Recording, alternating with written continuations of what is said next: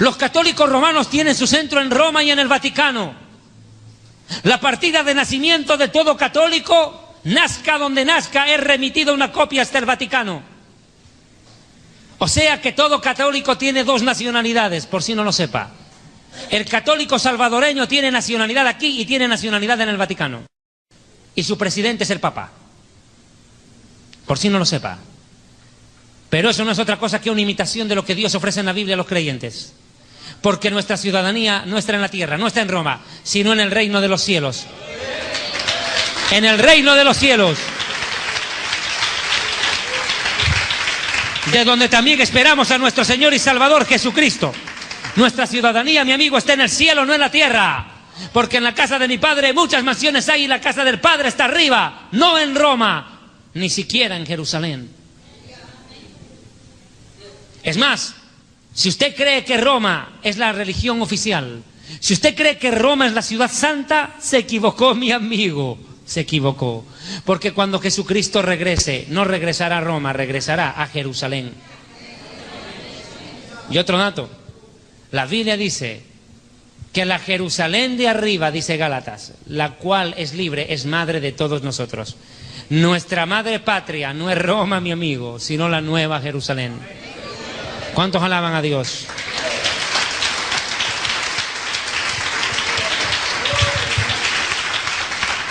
Jerusalén la celestial, donde Dios tiene su trono y millones de ángeles le sirven, y donde están las almas de los justos esperando cuerpo de gloria.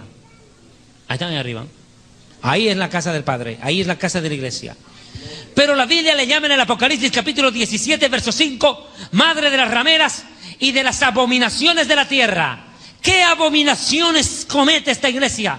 Esta falsa iglesia, esta prostituta espiritual, esta gran ramera que fornica con los gobernantes del mundo y que embriaga con el vino de su fornicación a las naciones, haciéndolas sucumbir y embruteciéndolas espiritualmente cada día más en el pecado y la rebelión contra Dios. Sencillo, mi amigo.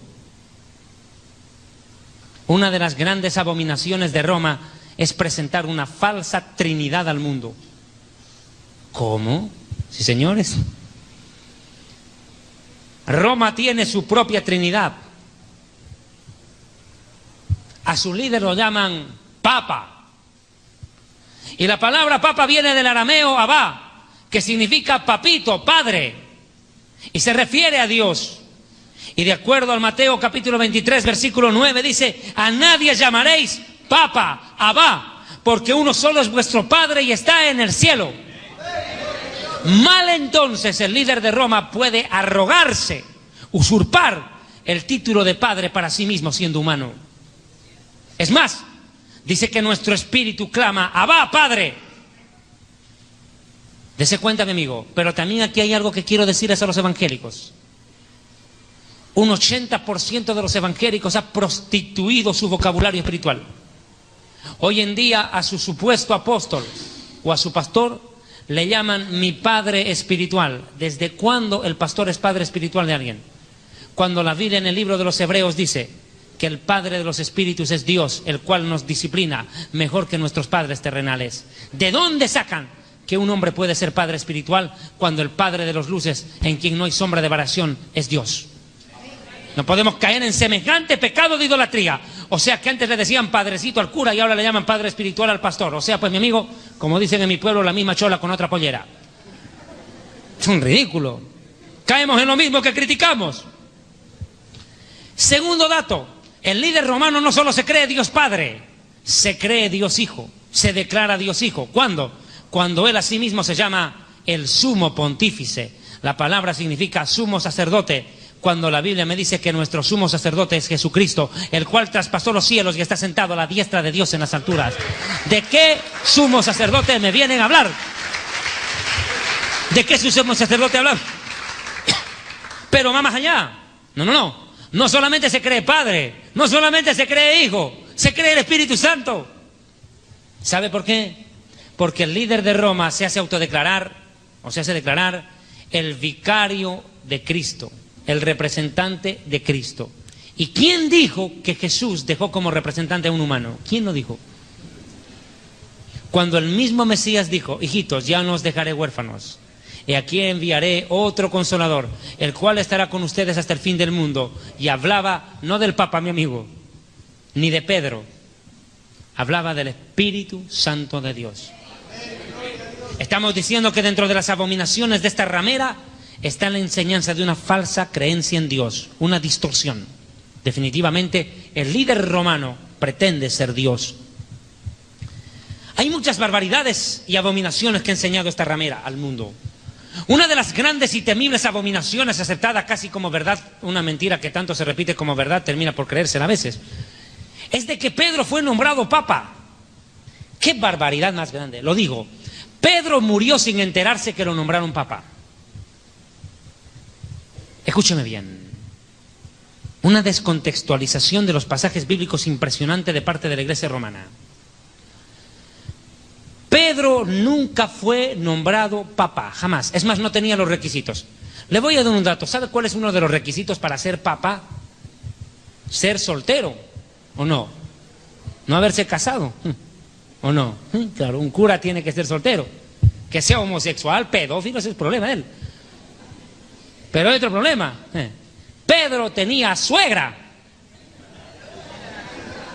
Claro, ¿cómo no? Claro que tuvo. Aleluya, y que el diablo huya. No, habla serio. Primero, de que Pedro era un hombre casado. Y según la ley católica, solo un hombre que haga voto de castidad puede ser líder religioso. Entonces Pedro no cumple los requisitos ni siquiera del mismo Vaticano. Lo votan por tener suegra, más claro. Ahora, segundo, ¿sabía usted que el voto de castidad impuesto es un pecado y una doctrina de demonio? La Biblia dice en 1 de Timoteo 4, 1 al 3 lo siguiente: el Espíritu Santo advierte claramente que en los últimos días algunos hombres apostatarán de la fe, escuchando a doctrinas de demonios y espíritus de engaño, por la hipocresía de mentirosos que, teniendo cauterizada la conciencia, prohibirán casarse. O sea que el celibato impuesto es una doctrina de demonios. Ahora puede entender por qué tienen tanta monja lesbiana, cura violador, pedófilo, y una iglesia romana que está endeudada hasta las patas, pagando a los padres, a las madres y a los hijos y niños que fueron víctimas de la violación de estos pedófilos y depravados. Para que vea usted. Mire, pero no solo ese detalle. Voy a ir al pasaje en cuestión, al famoso pasaje de Mateo capítulo 16, versículos 15 al 20, aceleramos. Mateo 16, 15 al 20. Jesús les dijo: ¿y vosotros quién decís que soy yo?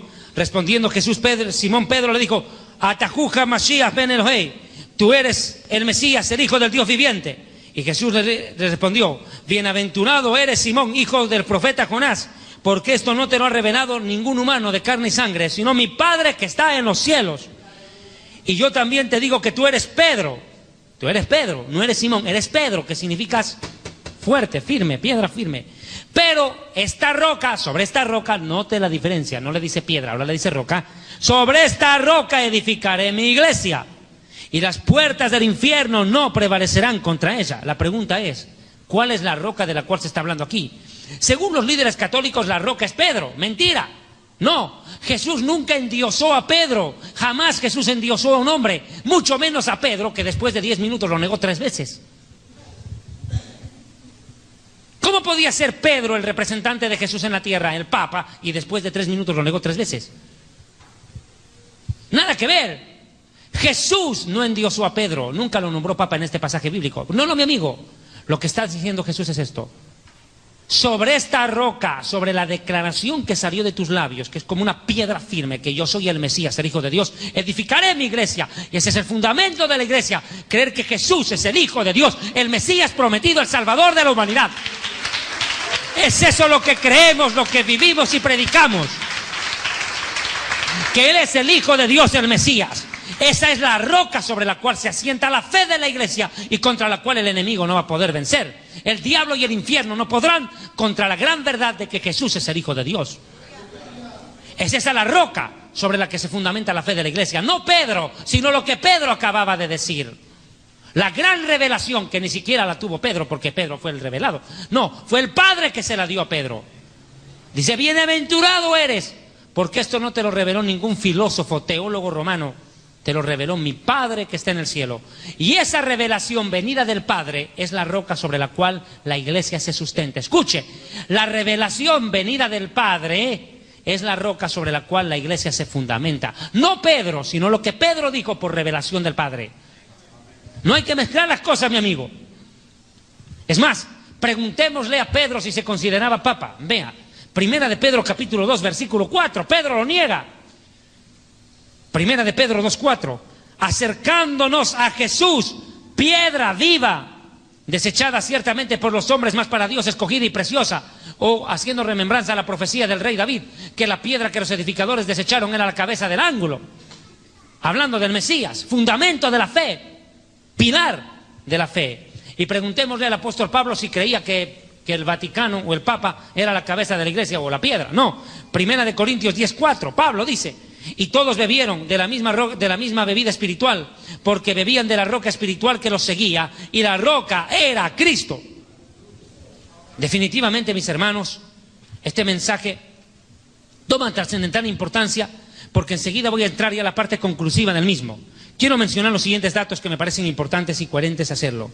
Esta iglesia romana no solamente viste de púrpura y escarlata, no solamente utiliza un cáliz de oro con vino, utiliza perlas preciosas, no solamente utiliza una hostia, no solamente está en el Vaticano, una ciudad de 7 montes, y tampoco queda en que sea una iglesia que predica dominaciones. No, mi amigo.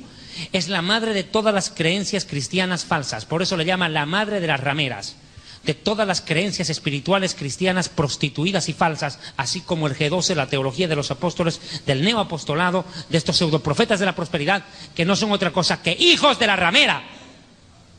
Es más, le voy a dar un dato. Usted nunca va a ver en la boca, nunca va a escuchar en la boca, mejor dicho, de estos predicadores de la prosperidad, de estos pseudoapóstoles de la prosperidad, usted nunca va a escuchar un mensaje condenando la idolatría de Roma. ¿Sabe por qué? Porque nunca estos apóstoles morderían la mano al patrón que les da de comer desde Roma, mi amigo. Por eso estos nunca predican del arrebatamiento y nunca predican contra la idolatría de Roma. ¿Sabe por qué? Porque hijos de la ramera son.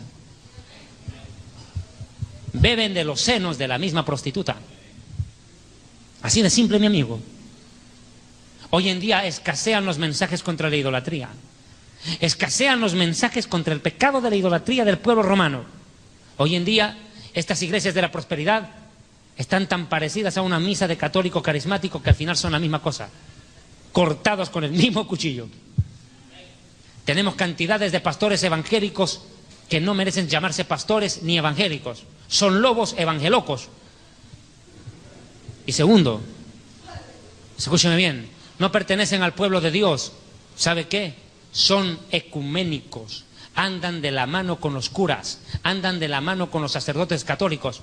Cuando la palabra mismísima de Dios dice esto, que estos perversos parecen haber olvidado, o tal vez ni siquiera lo leyeron. ¿Sabe cuál? Lo que le voy a leer esto.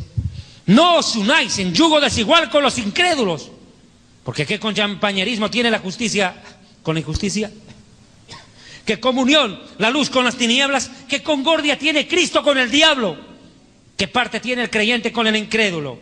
¿Qué acuerdo hay entre Dios, el templo de Dios, y los ídolos? ¿Qué acuerdo hay? Y sin embargo usted puede ver hoy en día a pastores evangélicos, cantantes pseudocristianos evangélicos, agarrados de las manos en eventos con sacerdotes católicos, bailando y cantando al mismo son y la misma cumbia. En pocas palabras, son hijos de la ramera. No son parte del pueblo de Dios, son hijos de la ramera. En pocas palabras, decirles hijo de ramera es literal. Mire usted, ramera espiritual. Pero otra de las cosas por las cuales la iglesia romana será juzgada por Dios en el tiempo final de la historia es de lo que voy a mencionar a continuación. La iglesia romana no solamente surge con Constantino, poniendo fin a las persecuciones contra los cristianos, y convirtiendo al cristianismo a todo el imperio. No. Ahora ya no, mi amigo. A lo largo de la historia, la iglesia romana ya como institución es culpable de la muerte y la masacre de millones de nuestros hermanos. En lo que se conoce como la famosa Inquisición, cuando agarraron a los que llamaban herejes. ¿Quiénes eran los herejes? Los que elegían no someterse al Papa. ¿Y quiénes eran ellos? Los protestantes, los evangélicos. Masacraron a millones de nuestros hermanos. Cruz por delante los masacraron, a punta de espada. ¿Y sabe qué dice la Biblia en el Apocalipsis 17:6? Y vi a esta mujer ebria de la sangre de los santos. Y como dice mi amigo el pastor Antonio Bolaines, algo interesante menciona él en una conferencia. Escuche lo que dice Bolaines. Vi a la mujer ebria de la sangre. No dice que estuviera manchada de sangre. No. Esta mujer no se manchó de sangre. Se la bebió la sangre de los santos. Se emborrachó. Ella embriagó con vino de fornicación a los reyes de la tierra y a las naciones. A las naciones y a los reyes les dio vino, pero ella se tomó la sangre de los santos. ¡Qué terrible! Cuando yo escuché predicar esto al doctor Bolaines me quedé estremecido. Ebria de la sangre de los santos y de la sangre de los mártires de Jesús. Y cuando la vi quedé asombrado con gran asombro. Apocalipsis 18:24. Y en ella se halló la sangre de los profetas y los santos y de los que han sido muertos en la tierra. ¿Sabe qué? Esta ramera, esta prostituta espiritual, esta satánica imagen del cristianismo, popularizada desde Roma, hoy en día sigue matando al pueblo de Dios.